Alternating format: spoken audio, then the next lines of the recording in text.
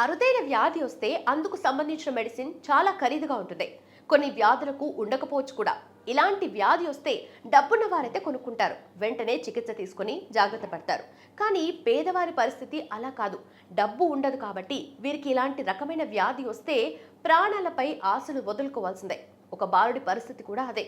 అతడు ప్రాణాలను కాపాడుకోవడానికి చేస్తున్న పోరాటం చూస్తే కన్నీరు రావాల్సిందే. ఉపశమనం కోసం ఎప్పుడూ చెరువులోనే ఉంటూ నరకం అనుభవిస్తున్నాడు. 5 ఏళ్ల పాటు నరకయాతన అనుభవిస్తున్న అతనికి ఇప్పుడు సహాయం అందింది. రిలయన్స్ ఫౌండేషన్ సహాయం అందించడానికి ముందుకొచ్చారు. అతనికి ప్రాథమికంగా పరీక్షలు చేసి త్వరలోనే మెరుగైన చికిత్సను అందించనున్నట్లు డాక్టర్స్ తెలిపారు.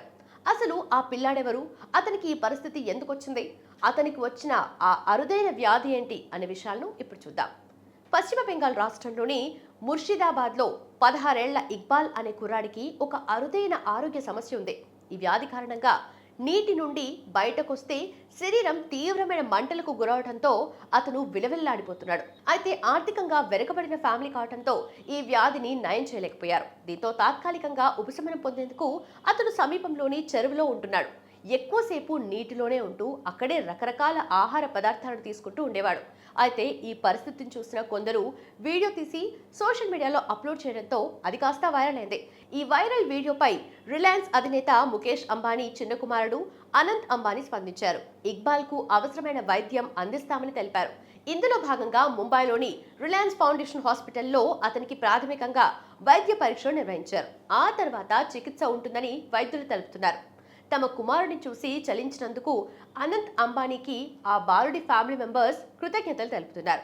అయితే ఈ బాలుడికి వచ్చిన వ్యాధి ఏంటో చికిత్స తర్వాత తెలుస్తుందని వైద్యులు అంటున్నారు. అతను ఆ వ్యాధితో 5 ఏళ్ల పాటు అనేక ఇబ్బందులు ఎదుర్కొన్నారు. ఎక్కువసేపు బయట కంటే నీటిలోనే ఉంటూ కనిపించాడు. అతను అక్కడే ఆహార పదార్థాలను కూడా తీసుకుంటున్నట్టుగా వీడియో ద్వారా తెలుస్తుంది. ప్రస్తుతం నిపుణులైన వైద్యుల బృందం అతనికి సోకిన వింత వ్యాధికి గల కారణాలను విశ్లేషించేందుకు ప్రత్యేక పరీక్షలు నిర్వహిస్తోంది. అయితే ఎక్కువ సమయం నీటిలోనే ఉండటం వల్ల చర్మం దెబ్బతినడమే కాకుండా ఫంగల్, బ్యాక్టీరియల్ ఇన్ఫెక్షన్ సోకే ప్రమాదం ఉందని డాక్టర్స్ హెచ్చరిస్తున్నారు. దాదాపు 72% అరుదైన వ్యాధులు జన్యు లోపాల వల్ల వస్తాయి. ఇవి పుట్టుకతోనా లేదా బాల్యంలోనే ప్రారంభమవుతాయి. సరైన అవగాహన, వైద్య పరిజ్ఞానం లేకపోవడం వల్ల ఈ వ్యాధులను సకాలంలో గుర్తించడం కష్టమవుతుంది. అందుకే చాలా అరుదైన వ్యాధులకు ఇప్పటికీ సరైన మందులు లేవు, శాశ్వత చికిత్సలు కూడా అందుబాటులో లేవు. మరి ఇక్బాల్ కు వచ్చిన వ్యాధి ఏంటో తెలియాలంటే చికిత్స తర్వాతే తెలుస్తుంది.